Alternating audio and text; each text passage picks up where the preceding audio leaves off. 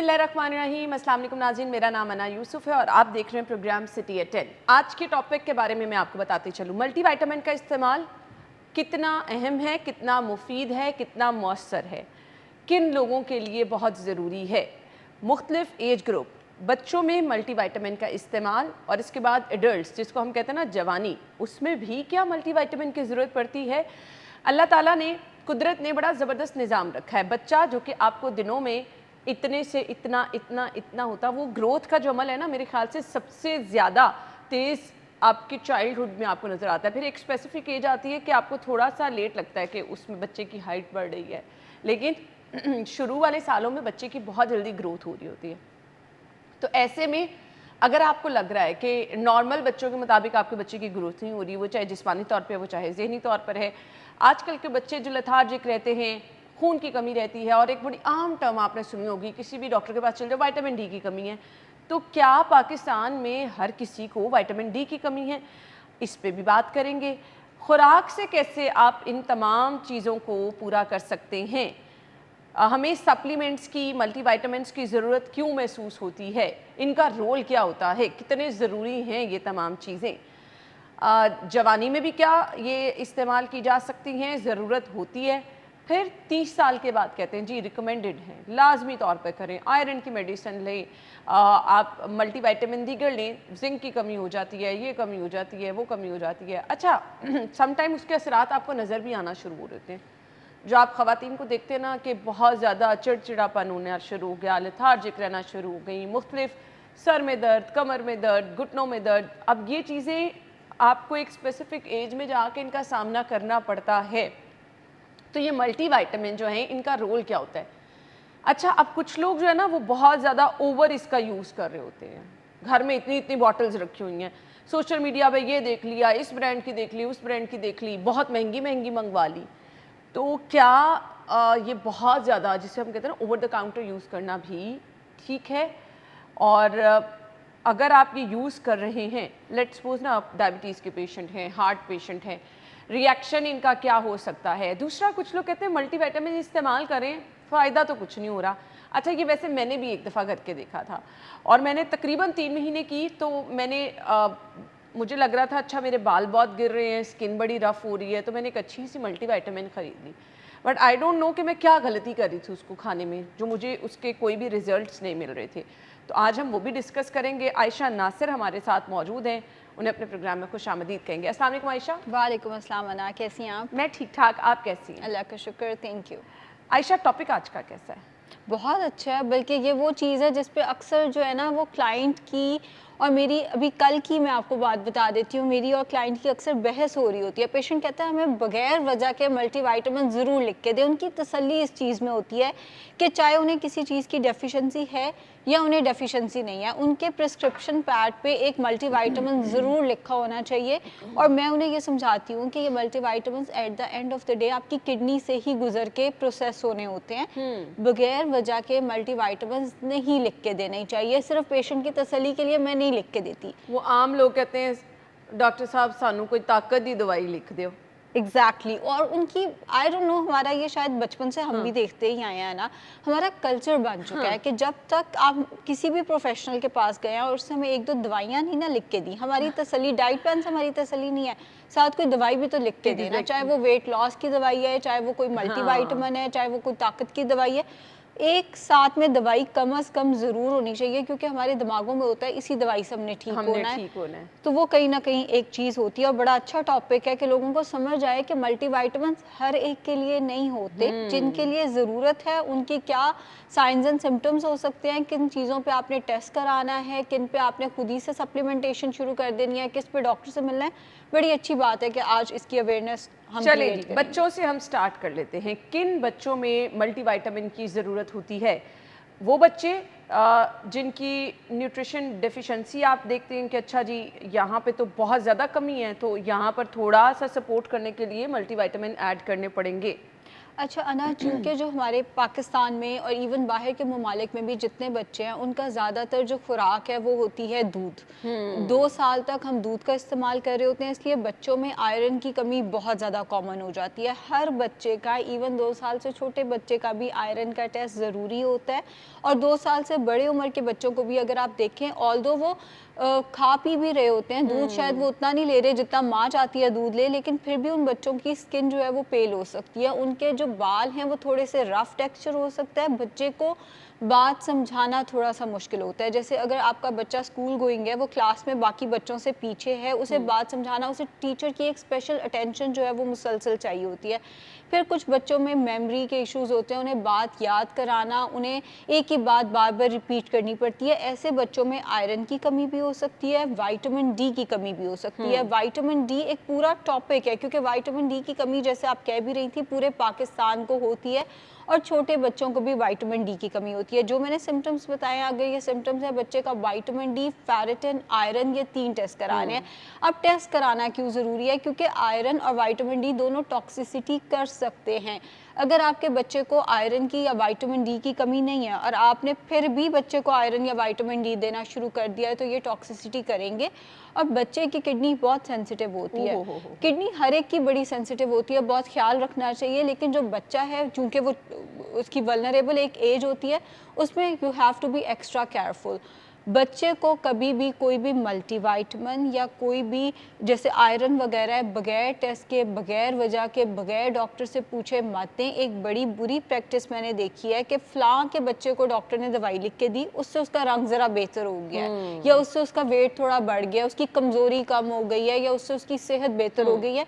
हमने भी अपने बच्चे को वही दवाई देना शुरू कर दी। ये सोचा ही नहीं कि क्या उसको भी आयरन की कमी थी या नहीं थी, कैल्शियम की ज़रूरत थी कि नहीं थी, बगैर वजह के, बगैर अच्छा सोचे समझे। आयशा, ये भी बड़ा मैटर करता है कि बच्चों की डोज, अगर आप बच्चों को कुछ मल्टीविटामिन दे रहे, लेट्स सपोज आयरन ही, तो वो उसके साइड इफेक्ट भी क्योंकि आना शुरू होते हैं। हम बच्चे को भर के 1 चम्मच आयरन के सिरप का दे दिया, वो माहिरीन ये कहते हैं, डॉक्टर्स ये कहते हैं कि आपने स्टार्ट भी बहुत माइनर सी डोज से करना है। बिल्कुल ऐसा ही है। इनफैक्ट बच्चों के जो सप्लीमेंट्स हैं वो डिफरेंट होते हैं बड़ों के सप्लीमेंट से। एक बहुत ही हमारे यहाँ कॉमन चीज़ है सर्बेक्सी, आपको पता ही होगा। सर्बेक्सी हम सब इस्तेमाल करते हैं, मैं भी इस्तेमाल करती हूँ, लेकिन आप बच्चे को बगैर वजह के सर्बेक्सी, इनफैक्ट बच्चे को आप सर्बेक्सी उस तरह से नहीं खिला सकते। किसी बड़े को अगर हमने विटामिन डी लिख के दिया, उसी डोजेज का विटामिन डी आप बच्चे को नहीं दे सकते। बड़े को कैल्शियम की वो जो बोतल की तरह हम CAC पीते हैं, बड़े को अगर हमने दे दिया, हम छोटे बच्चे को उस तरह से नहीं दे सकते, क्योंकि वो किडनी स्टोन्स कर सकती है। बच्चों की डोजेज, बच्चों के सप्लीमेंट बहुत डिफरेंट होते हैं बड़ों से। एक तो बड़ों वाली दवाई छोटे बच्चे को नहीं खिला देनी, और दूसरी आपकी वाली बात कि आयरन बच्चे में कॉन्स्टिपेशन करता है और शदीद पाइल्स का मसला भी कर सकता है। तो जब भी आपने आयरन या कोई भी सप्लीमेंट बच्चे को शुरू कराना होता है, मिनिमल डोजेज से कराना होता है, एंड फिर आहिस्ता आहिस्ता आपने उसकी मैक्सिमम डोजेज से मुराद ये नहीं है कि 4 चम्मच इकट्ठे दे दिए। मैक्सिमम डोजेज से मुराद है 1 टेबल स्पून। कुछ आयरन के सिरप्स होते हैं वो 2 टेबल स्पून पूरे दिन में देने होते हैं, तो फिर आपने आहिस्ता आहिस्ता मैक्सिमम डोजेज पे लेके जाना इसका होता कोई है। स्पेसिफिक टाइम भी होता है आयरन सिरप बच्चों को देने का? अच्छा, जितना आप खाली पेट देंगे उतना ज़्यादा अच्छा। और खाली पेट से मुराद ये नहीं है बिल्कुल ही सुबह उठते साथ ही, खाली पेट से मुराद है नाश्ते के 2 घंटे बाद, दोपहर के खाने के 2 घंटे बाद, रात के खाने से 2 घंटे पहले, उस टाइम पे अगर आप दे देते हैं बच्चे को आयरन का सप्लीमेंट, या इवन बड़े भी उस टाइम पे अगर आयरन का सप्लीमेंट लेते हैं, तो उसकी मैक्सिमम एब्जॉर्प्शन होती है। ठीक हो गया है। बच्चों में अगर विटामिन डी की कमी है, तो इसके लिए फिर सप्लीमेंट ज़रूरी होता है कि आप अच्छी खुराक से भी इस कमी को पूरा कर सकते हैं, या दोनों चीज़ें लाजमो मलजूम हैं?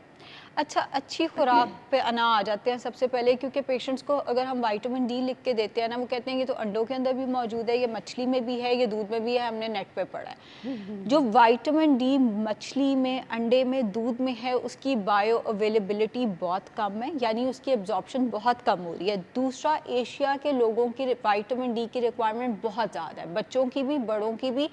हर एज ग्रुप में हमारी विटामिन डी की रिक्वायरमेंट बहुत ज़्यादा है। वो दूध, दही, मछली खुराक से पूरी नहीं हो सकती। इन चीज़ों में है विटामिन डी, लेकिन बहुत कम मिकदार के अंदर मौजूद है। विटामिन डी को आप खुराक से पूरा नहीं कर सकते, इस चीज़ को आपने समझ लेना है। विटामिन डी आपको हमेशा सप्लीमेंटेशन करनी है, हर एज ग्रुप को सप्लीमेंटेशन करनी है, खुद से सप्लीमेंटेशन नहीं करनी। बड़े लोग 18 साल से जो बड़ी उम्र के लोग हैं, हम तो फिर खुद से उसकी सप्लीमेंटेशन कर भी लें तो इतना बड़ा मसला नहीं है। छोटे बच्चों को आप विटामिन डी की सप्लीमेंटेशन बगैर टेस्ट कराए नहीं करेंगे। दूसरी बात कि जो हम बचपन से, अब इस बात पे मुझे बड़ा बैकलैश भी आना है, वो जो हम बचपन से देखते आए हैं जी, धूप में लिटा लिटा के बच्चे को मालिश करो उसकी हड्डियां मजबूत होती हैं, वो बेसिकली क्या था, सूरज से हम विटामिन डी एब्जॉर्ब करते हैं और हमें लगता है उससे हमारी हड्डियां मजबूत होती हैं। लेटेस्ट रिसर्च ये बात कहती है कि सूरज से एशिया के लोग विटामिन डी एब्जॉर्ब कर ही नहीं सकते। वो जो हम बचपन से देखते सुनते आए हैं वो चीज़ वहीं पे नलीफाई हो गई। हमारी स्किन टोन ऐसी है, हमारे में गोरे से गोरा बंदा भी विटामिन डी को सूरज से एब्जॉर्ब नहीं कर सकता। वो जो हम बच्चों को धूप में लिटा लिटा के मालिश करते हैं उससे उनके स्किन कैंसर के चांसेस बढ़ जाते हैं। ये हेल्दी चीज़ नहीं है। बहुत सारे हम बचपन की चीज़ें देखते आए हैं जो हमारे बड़े करते आए, बूढ़े करते आए, उसमें गलती हो जाती है। हमें थोड़ी सी एक्सेप्टेंस लेकर आनी चाहिए। जस्ट बिकॉज हमारे दादियाँ ये करती आई हैं डजंट मीन वो सही हो सकता है, उसमें कोई गलती का एरर भी हो सकता है। बच्चे को धूप में लिटा के मालिश मत करें, उसकी हड्डियाँ उससे मजबूत नहीं होनी, बल्कि स्किन कैंसर के उसके चांसेस और उसके रिस्क जो है वो बढ़ जाएंगे इससे। ठीक हो गया जी। और बच्चे को आप विटामिन डी की डोज लाजमी दे सकते हैं, किस टेस्ट एज कराने से के रिकमेंडेड है? विटामिन डी बच्चे को पैदा होते साथ ही ना दिया जाता है ड्रॉप्स की फॉर्म में। अच्छा। पाकिस्तान में जब एक बच्चा पैदा होता है तो विद इन 6 मंथ्स उसको विटामिन डी ड्रॉप्स की फॉर्म में देते हैं डॉक्टर। शायद हमें, आप खुद मदर हैं, शायद आपको पता नहीं होगा, लेकिन कहीं ना कहीं आपके दोनों बच्चों को भी विटामिन डी दिया गया है। पैदा होते साथ ही विटामिन डी देना शुरू होता है और उसके बाद टेस्ट करा करा के विटामिन डी जो है वो साथ में देना चाहिए, बिकॉज विटामिन डी की कमी से बच्चों की हड्डियाँ बहुत कमज़ोर होती हैं। कैल्शियम की एब्जॉर्प्शन रुक जाती है। कैल्शियम की एब्जॉर्प्शन रुकेगी तो बच्चे का कद भी रुक जाएगा एंड अगेन उसकी हड्डियां भी वीक होंगी। उसमें एंजाइटी का मसला भी कैल्शियम के ना होने की वजह से आ सकता है। तो विटामिन डी पैदा होते साथ ही शुरू करना है और बुढ़ापे तक एशिया के लोगों ने विटामिन डी लेना ही लेना है। इसके लिए जी आप अपने बच्चे का पहले टेस्ट कराएं विटामिन डी का, और फिर अच्छे से आप चाइल्ड स्पेशलिस्ट के पास जाकर रिकमेंडेड डोज जितनी भी आपको डॉक्टर कहेगा, नॉर्मली कहा जाता है 1 मंथ, आफ्टर 1 मंथ और आफ्टर वो देखने के बाद इट डिपेंड्स कि हाँ, बच्चे की डोजेज वो ब्लड लेवल्स आए क्या लेवल आया। ठीक है जी, अभी हम एक ब्रेक ले लेते हैं, ब्रेक के बाद आपको ज्वाइन करेंगे दोबारा से, हमारे साथ रहिएगा।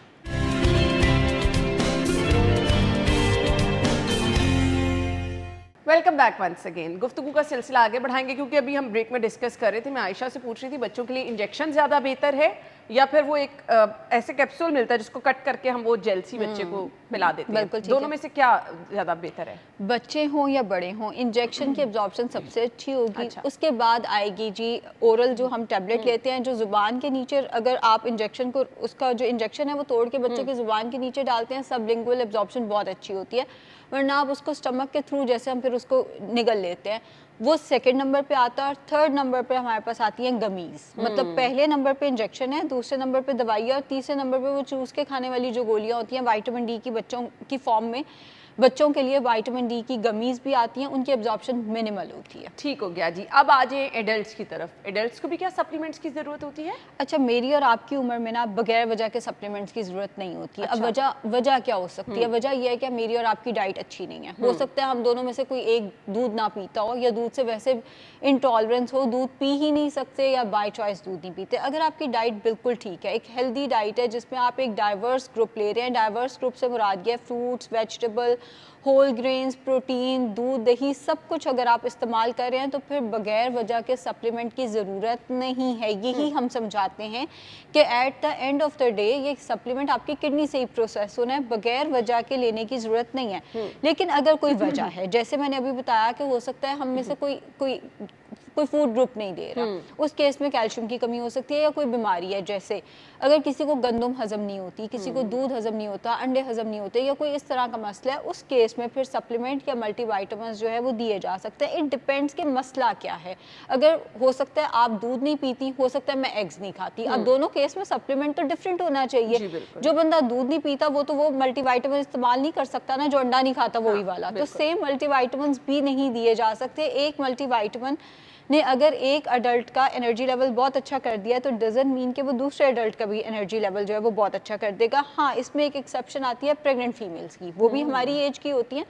प्रेग्नेंट फीमेल्स के केस में मल्टीविटामिन्स डॉक्टर लिख के देते हैं, विटामिन ए उसमें ज़्यादा नहीं होना चाहिए। अगर आप कोई मल्टीविटामिन खुद ही से इस्तेमाल करना शुरू कर देते हैं और उसमें विटामिन ए ज़्यादा है तो वो बच्चे में एबनॉर्मेलिटीज़ कर सकता है। विटामिन ए सप्लीमेंट की फॉर्म में आपको प्रेगनेंसी में नहीं लेना होता। ठीक है। फॉलिक एसिड और आयरन की एहतियात करनी होती है, कैल्शियम और विटामिन डी की प्रेगनेंसी में एहतियात करनी होती है। और अगर कोई कंसीव करना चाह रहा है, एक तो हो गया ना प्रेग्नेंट फीमेल, उसका तो मैंने बता दिया, एक अगर कोई कंसीव करना चाह रहा है तो उसको अपने iron, vitamin D and folic acid की एहतियात करनी होती है। अच्छा, आपने माँ बनने का सफ़र जो ना, क्योंकि वो बहुत ज़्यादा एक सेंसिटिव मरहला भी होता है और एक बड़ी रिस्पॉन्सिबिलिटी भी होती है, तो पहले अपने ये तमाम डेफिशिएंसीज को पूरा करना है। अब थोड़ा सा पहले वाले अमल की तरफ आ जाते हैं। बच्चियाँ जो कि शादी से पहले अच्छी खासी डाइट कर ली, अब बड़ा लेथार्जिक रहती हैं। आजकल ये डाइटिंग वाला और फिर वो बहुत जल्दी वेट रिड्यूस करने वाला जो ट्रेंड है ना, बहुत आम है। उससे फिर आपको मुख्तलिफ किस्म के इशूज़ होना शुरू हो जाते हैं, बाल गिरना, नींद ना आना, लेथार्जिक रहना।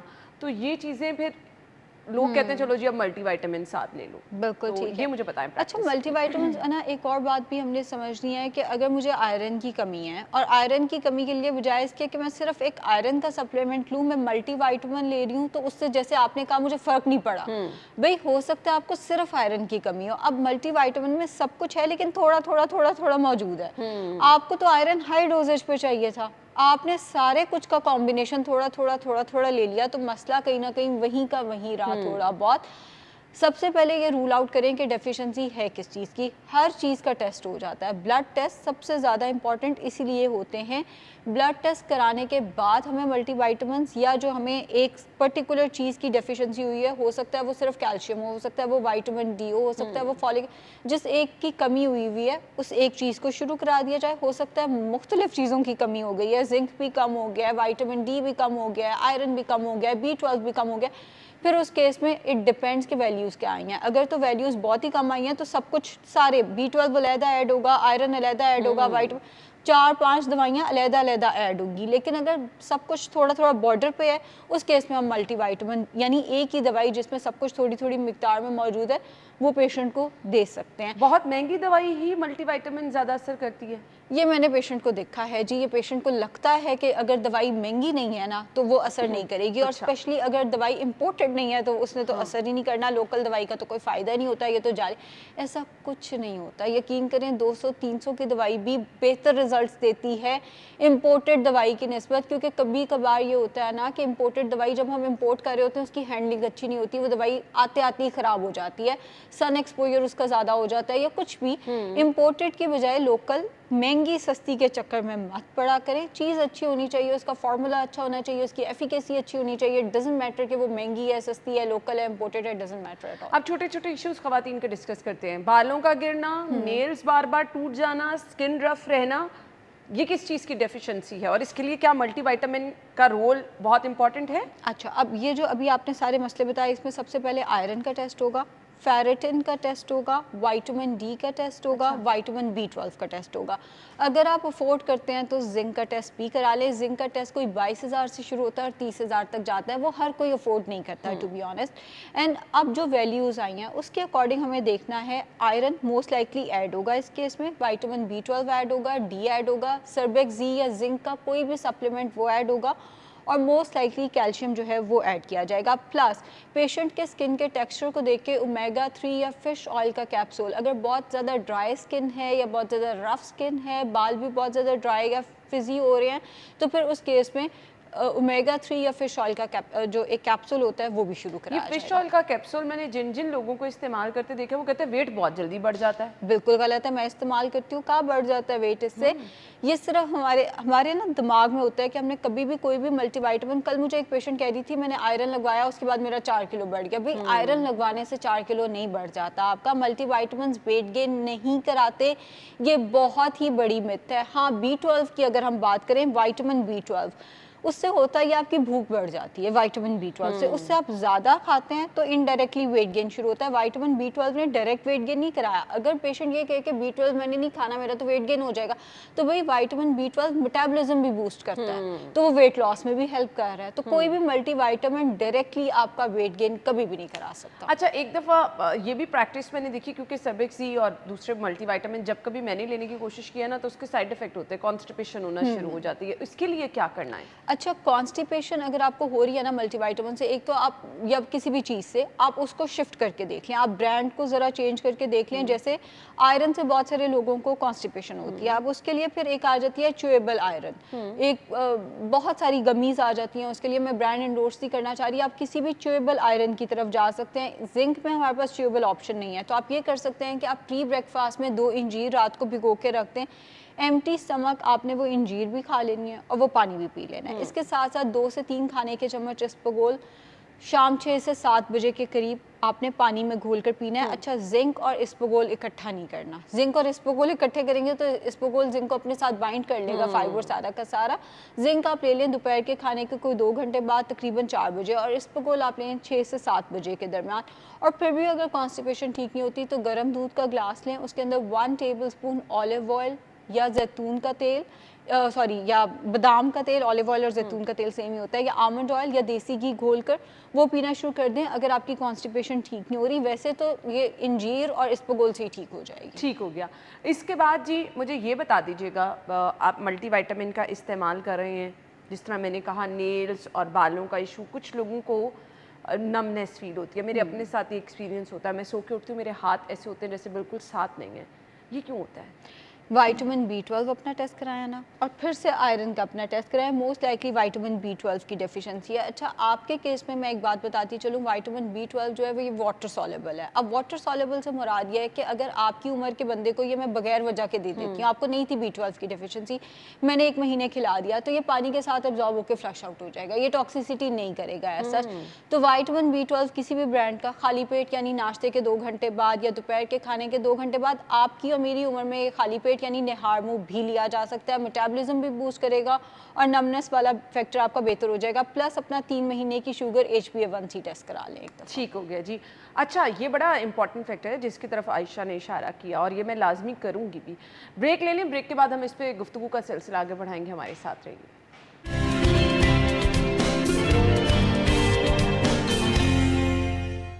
Welcome back once again. अच्छा जी, आयशा ने कहा कि आपको शुगर का टेस्ट कराना है, तो ये लाजमी है कि आपको कुछ ऐसी फील हो रहा हो कि आप बड़ा लेथार्जिक फील करते हैं, आपको भूख ज़्यादा लग रही है, तो हमें शुगर का टेस्ट भी लाजमी कराना है? अना पिछले दिनों ना मैं एक सर्जन के साथ बैठी हुई थी, उन्होंने कहा 6 लाख का फ़ोन हम हाथ में पकड़ लेते हैं, लेकिन जब टेस्ट की बारी आती है तो हम सब डर जाते हैं। देखिए 30 के बाद आजकल हम सब का लाइफस्टाइल ऐसा है, हमें लिवर का टेस्ट, किडनी का टेस्ट, शुगर का टेस्ट, CBC अपना ये ज़रूर करा लेना चाहिए। कोलेस्ट्रॉल का टेस्ट भी इसी में आता है, वो भी हमें ज़रूर करा लेना चाहिए, बिकॉज अब जंक फूड बहुत एक्सेसिबल हो गई है और जंक फूड के अंदर सोडियम की मिकदार भी ज़्यादा है, अनहेल्दी फैट भी ज़्यादा है, जिसकी वजह से लोगों को ऑल्दो जैसे अब आपका वेट है वो बिल्कुल ठीक है, लेकिन HbA1c फिर भी 5.6 5.9 के आसपास जा सकता है, 6 भी क्रॉस कर सकता है। सो द थिंग इज़ कि हमें एहतियातन एवरी 6 मंथ्स हर अडल्ट को अपने जो बेस लाइन टेस्ट हैं वो रिपीट कराने चाहिए। ये लाजमी है जी।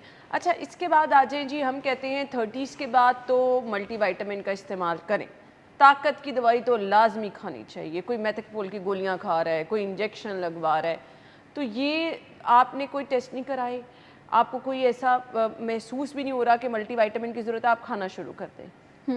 ये बेसिकली ये कॉन्सेप्ट इसलिए आया हुआ है कि लोगों को लगता है कि हमारी आजकल की खुराक जो है वो प्योर नहीं है। जैसे कि मैंने पहले कहा कि अगर तो आप सब कुछ खा रहे हैं, आपका एक डाइवर्स और हेल्दी ईटिंग वाला पैटर्न है, तो फिर तो आपको मल्टीविटामिन्स की ज़रूरत नहीं है। लेकिन अगर आपका ईटिंग पैटर्न अनहेल्दी है, जैसे कि आपने नाश्ता नहीं किया, आपने दोपहर का खाना नहीं खाया, रात को आके जंक फूड ऑर्डर करके आपने खा लिया है, या अगर आप बहुत ज़्यादा चाय पीते हैं क्योंकि चाय भी न्यूट्रिएंट्स के एब्जॉर्प्शन रोक देती है, या कोई भी किसी वजह से आप कोई फूड ग्रुप नहीं खा पा रहे, फिर तो ठीक है। लेकिन बगैर वजह के एटलीस्ट 30s में हमें मल्टीविटामिन्स की ज़रूरत नहीं है। हाँ, 60 प्लस जो लोग हो जाते हैं, जो एल्डरली हैं, उनको विटामिन B12 की ज़रूरत ज़रूर होती है, उनको ओमेगा 3 ज़रूर लेना चाहिए। मेथिकोबॉल की ज़रूरत उस उम्र में पड़ती है क्योंकि स्टमक का एसिड विटामिन B कॉम्प्लेक्स को ज़्यादा एब्जॉर्ब नहीं कर सकता। 30 से 60 की एज में हमें विटामिन B की एज सच ज़रूरत या मेथिकोबॉल की ज़रूरत हमें एज सच नहीं होती अगर हम सब कुछ खा रहे हैं। हाँ, अगर आपकी डाइट हेल्दी नहीं है तो फिर आपको मल्टीविटामिन लिख के दिए जा सकते हैं। ठीक है, मल्टीविटामिन का इस्तेमाल आप कर रहे हैं और महीनों करते चले जा रहे हैं, डॉक्टर ने एक दफ़ा लिख दिया गलती से, अब वो उसकी क्या कोई टाइम ड्यूरेशन होती है कि आपको छोड़ के इस्तेमाल करना है? बच्चों को अगर आपने जी आयरन सिरप देना शुरू किया, बस अब देते चले जाओ? अच्छा, ये इसमें वैसे तो ये है कि एहतियात डॉक्टर को भी यूजुअली करते ही हैं डॉक्टर के, वो लिख के देते हैं 3 माह जारी 3 माह रखें के बस, लिए, उसके हाँ। बाद आपने रोक देना है। हमारे पास एक बहुत पहले एक केस आया था जिसमें पेशेंट को विटामिन डी लिख के दिया डॉक्टर ने और उसने 3 साल मुसलसल इस्तेमाल किया और किडनी खराब हो गई ओहो उसकी। हो। सो जो चीज़ जितना अरसा लिख के दी गई है ना, वो उतना अरसा ही लेनी है, उसके बाद आपने उसको क्विट कर देना है। जैसे मैं बार बार कह रही हूँ, ये किडनी से ही प्रोसेस होने हैं, ये किडनी पे ही बोझ हैं। मल्टीविटामिन्स का एक फार्मूला याद रखें, 3 माह लें और उसके बाद छोड़ दें। अगर आप बगैर वजह के भी मल्टीविटामिन कोई आपको बहुत ही अच्छे मिल गए हैं, जैसे एक मल्टीविटामिन है सेंट्रम, वो तो हमें लगता है कि मुझे लगता है पाकिस्तानियों को मुफ्त में ही मिल जाता है, इतने शौक से इस्तेमाल करते हैं सेंट्रम। अगर सेंट्रम भी आप इस्तेमाल ये करें, मेरी फैमिली में भी एक दफा जो बाहर गया है, सऊदी अरब गया है, दुबई गया, भाई सेंट्रम ले आना। सेंट्रम जरूर, वो तो हम पे फर्ज हुई हुई है, जो जा रहा है जो आ रहा है सेंट्रम नहीं जरूर तो वो वाकई मंगवाना। बहुत इफेक्टिव है। देखिए, वो एक बाहर की चीज़ है ना, तो हमारे दिमागों में बैठी हुई है कि बाहर की बहुत ही एक हाइप हमने उसकी क्रिएट की हुई है। वो वही चीज़ है जो हमारी लोकल अद्वियात में भी हमें इजीली मिल जाती है। सेंट्रम की अगर हम बात करें 3 मंथ्स इस्तेमाल करें, उससे ज़्यादा इस्तेमाल करने की ज़रूरत नहीं है, क्विट कर दिया करें। मल्टीविटामिन्स किडनी से ही प्रोसेस होने हैं ये।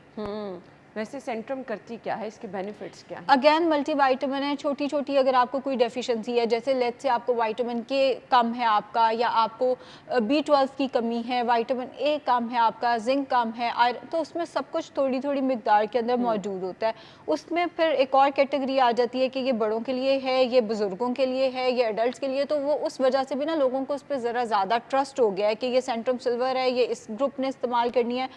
एंड ऑल्सो अगैन एक बाहर की चीज़ है, तो हमें ज़्यादा हम शौक से इस्तेमाल करें, वो वही करती है जो पाकिस्तान के मल्टीविटामिन्स लोकल 200 300 400 हज़ार वाले मल्टीविटामिन्स करते हैं। विटामिन ई की कमी से क्या होता है? विटामिन ई की कमी से भी हेयर फॉल सबसे पहले हो सकता है, आपकी इम्यूनिटी कॉम्प्रोमाइज़ हो सकती है। अगर आपका बच्चा बार बार बीमार होता है या आप भी बार बार बीमार होते हैं, तो विटामिन ई का जो है वो सप्लीमेंट दिया जा सकता है। विटामिन ई चूँकि फ़ैट सॉल्युबल है, इसको मील के साथ लेना है, आपकी स्किन के लिए बहुत अच्छा है, आपके नाखूनों के लिए बहुत अच्छा है, आपके हेयर के लिए बहुत अच्छा है, प्लस ओवरऑल आपकी हेल्थ के लिए बहुत अच्छा है। ठीक है जी, हम गुफ्तगू का सिलसिला आगे बढ़ाएंगे, ब्रेक के बाद आपको ज्वाइन करते हैं, स्टे विद अस।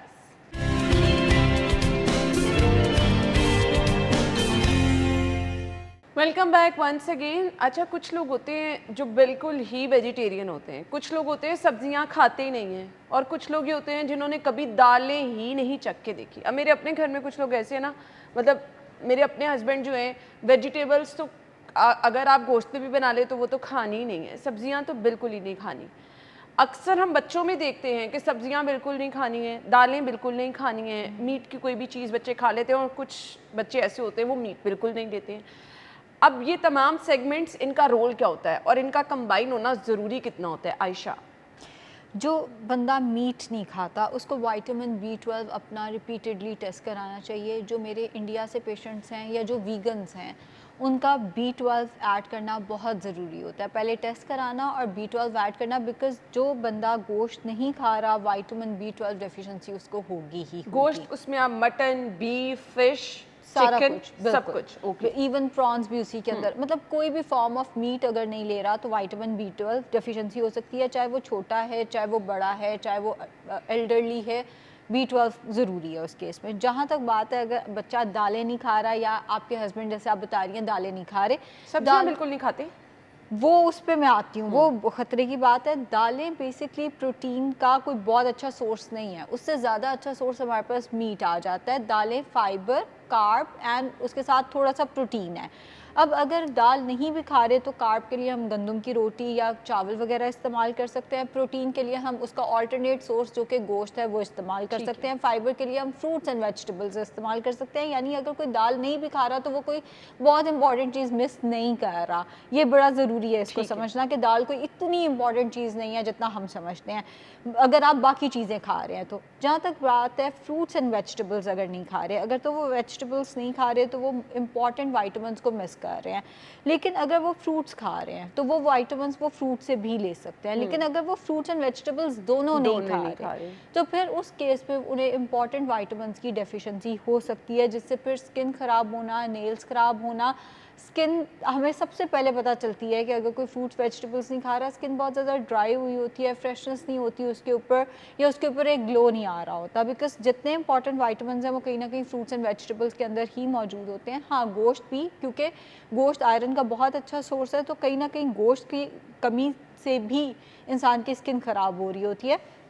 अगर फ्रूट्स एंड वेजिटेबल्स नहीं खा रहे, कॉन्स्टिपेशन हो सकती है, क्योंकि आप फाइबर को बहुत ज़्यादा कंप्लीटली आप काइंड ऑफ उसको रिस्ट्रिक्ट कर रहे हैं।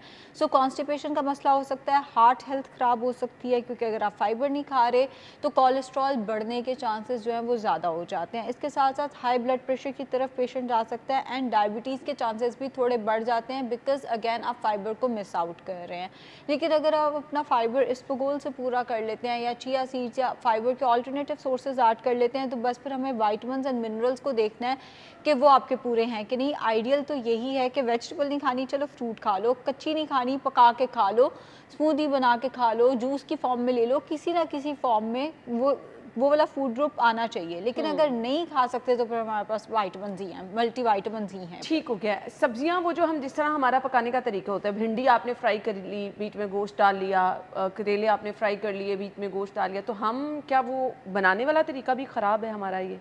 अच्छा देखिए, बनाने वाला तरीका ये नहीं होगा कि अगर आपने भिंडी को फ्राई किया है तो उसके सारे न्यूट्रिएंट्स ज़ाया हो जाएं, कुछ ना कुछ आपको मिलते ही हैं, लेकिन ये है कि वो उतनी हेल्दी नहीं रहती। अगर आपने उसका फाइबर लेना है कि वो फाइबर आपकी हार्ट हेल्थ के लिए अच्छा है, आपकी गट हेल्थ के लिए अच्छा है, सो एंड सो, लेकिन आपने उसमें घी इतना डाल दिया है कि वो आपकी सेहत के लिए उल्टा ख़राब हो गया, तो वो वाला एक फैक्टर आ जाता है कि जिस तरह हम बनाते हैं हम उसको फ़ायदे से कहीं ज़्यादा नुकसान की तरफ ले जाते हैं। कम ऑयल में, एक दफ़ा मुझे याद है मेरे साथ एक गेस्ट भी मौजूद थे जिन्होंने कम ऑयल में भिंडी बनाने का तरीका, वो शेफ़ थे और बताया भी था, कम ऑयल में अगर आप सब्ज़ी बनाते हैं तो उसकी अफादियत नो डाउट ज़्यादा होती है, लेकिन अगर आप उसको फ्राई कर लेते हैं, ये नहीं कि उसके वाइटमिन्स बिल्कुल ही ज़ाया हो गए हैं, बस उसकी फ़ायदे से कहीं ज़्यादा हमने उसको उसमें ऑयल डाल के उसका नुकसान जो है वो तैयार कर लिया। ठीक है आयशा, आपकी बातों से मैंने ये तो अंदाज़ा लगा लिया कि मल्टीविटामिन इस्तेमाल करें, बट ज़रूरत के तहत।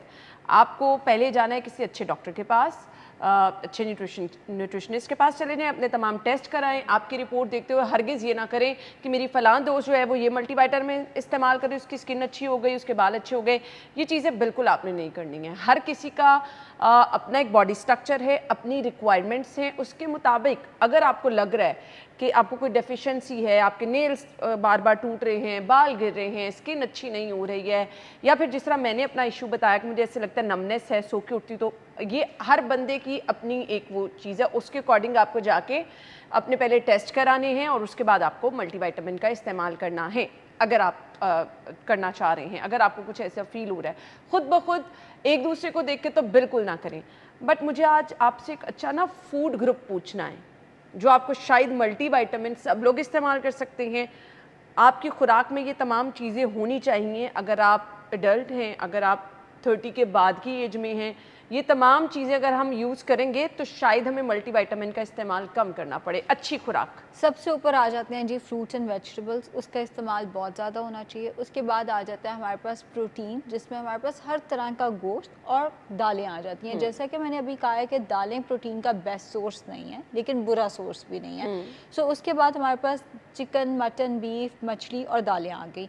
उसके बाद हमारे पास आता है डेयरी प्रोडक्ट, जिसमें दूध, दही, चीज़, क्रीम, ये वाली चीज़ें आ जाती हैं। उसके बाद हमारे पास आते हैं होल ग्रेन्स। होल ग्रेन्स में क्या है, रोटी, चावल, ब्रेड, पास्ता, ये चीज़ें। होल ग्रेन से मुराद ये है कि वो वाइट पास्ता ना हो, वो ब्राउन पास्ता होना चाहिए।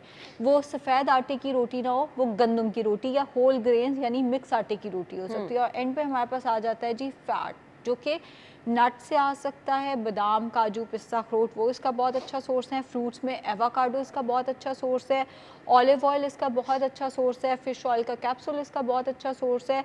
इसके साथ साथ चिया सीड्स या जो हमारे पास पम्पकिन सीड्स वगैरह हैं, सीड्स फैट्स का बहुत अच्छा सोर्स है। तो ये सारी चीज़ें आपकी डाइट में, यानी रोटी चावल हो गए, दूध दही हो गए, फ्रूट्स वेजिटेबल्स हो गए, साथ में प्रोटीन के लिए गोश्त हो गया और साथ में फैट्स के लिए या तो नट्स हो गए या सीड्स हो गए या ऑलिव ऑयल वगैरह, या फ्रूट्स में एवोकाडो। अच्छा, इसको भी अब आपने अपने ऑल्टरनेट डेज पे लेके जाना है कि एक दिन आपने फ्रूट और वेजिटेबल थोड़ा थोड़ा रख लेना, एक दिन मीट। अब मीट आप हर रोज़ भी नहीं ले सकते ना, गोश्त आप हर रोज़ भी नहीं इस्तेमाल कर रहे। आइडियली तो करना चाहिए गोश्त डेली बेसिस पे, अगर आप अफोर्ड करते हैं तो गोश्त कम अज़ कम मैं कह रही हूँ, हथेली बराबर आपके तीनों मील्स, नाश्ते, दोपहर और रात के खाने में होना चाहिए। नाश्ते में अगर आप गोश्त इस्तेमाल नहीं कर सकते, आप 2 अंडे इस्तेमाल कर लें। आइडियली हथेली के बराबर गोश्त आपके तीनों मील्स में, और ये मैं मिनिमम बता रही हूँ, होना चाहिए। चलें जी, ये तमाम चीज़ें अगर आप ख्याल रखेंगे तो मेरे ख्याल से वो जो हम कह रहे हैं ना कि आपको मल्टीविटामिन की ज़रूरत पड़ेगी, नहीं पड़ेगी। एक प्रॉपर ग़िज़ा जो है ना वो आपको इन तमाम चीज़ों से दूर रखेगी, आप हेल्दी रहेंगे।